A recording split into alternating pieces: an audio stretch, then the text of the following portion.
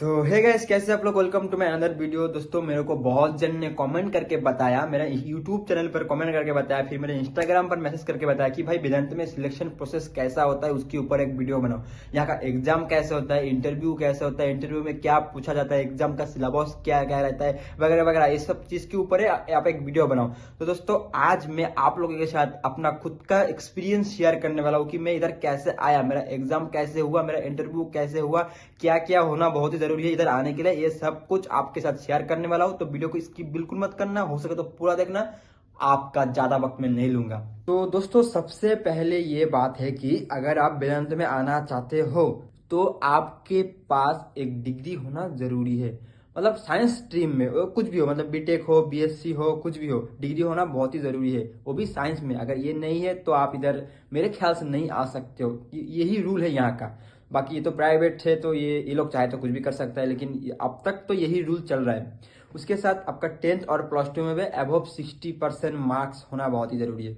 तो डिग्री में भी 60% मार्क्स ही चाहिए। ये सब होने के बाद आप इधर आने के लिए एग्जाम के लिए एलिजिबल हो। अब एक आपके पास अगर ये तीनों डिग्री, मतलब तीनों सर्टिफिकेट अबव 60% मार्क्स के है, तो आप यहाँ का एग्जाम लिख सकते हो। एग्जाम लिखने के बाद अगर आप एग्जाम में सिलेक्टेड हो, एग्जाम को आप क्लियर कर लिया, तो उसके बाद आपका इंटरव्यू लिया जाएगा।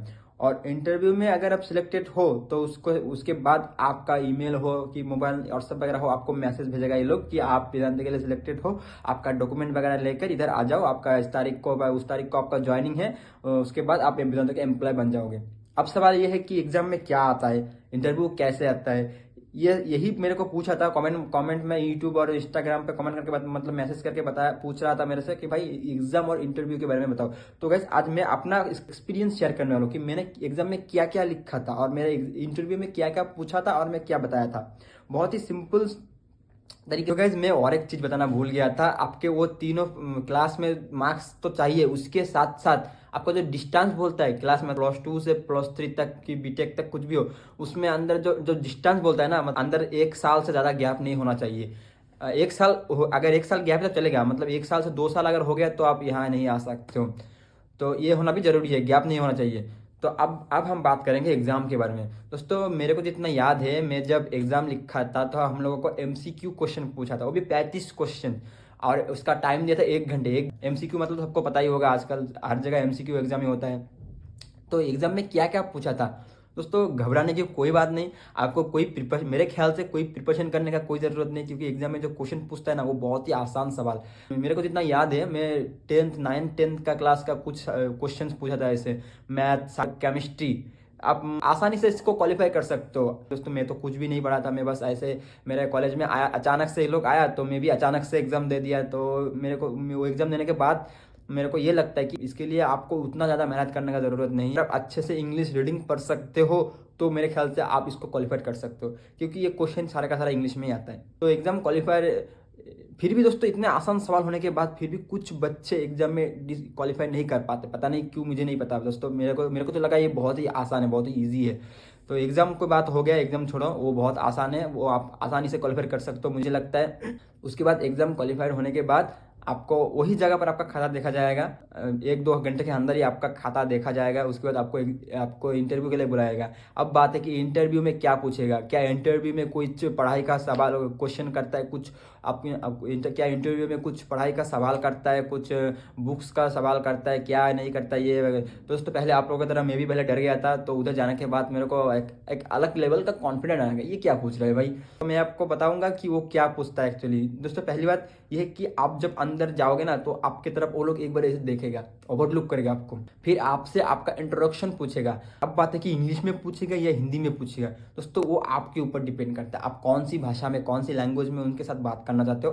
अगर आप इंग्लिश में बात कर रहे हो तो वो लोग आपसे इंग्लिश में पूछेगा, अगर आप हिंदी में बात कर रहे हो तो वो लोग आपसे हिंदी में पूछेगा। वो आपके ऊपर डिपेंड करता है, ये कोई मायने नहीं रखता। दोस्तों, क्या पूछेगा, पहले आपके इंट्रोडक्शन पूछेगा, उसके बाद आपके फैमिली के बारे में पूछेगा, उसके बाद आपका हॉबीज़ के बारे में पूछेगा, उसके बाद ये लास्ट में ये पूछेगा कि आप वेदांत में क्यों आना चाहते हो।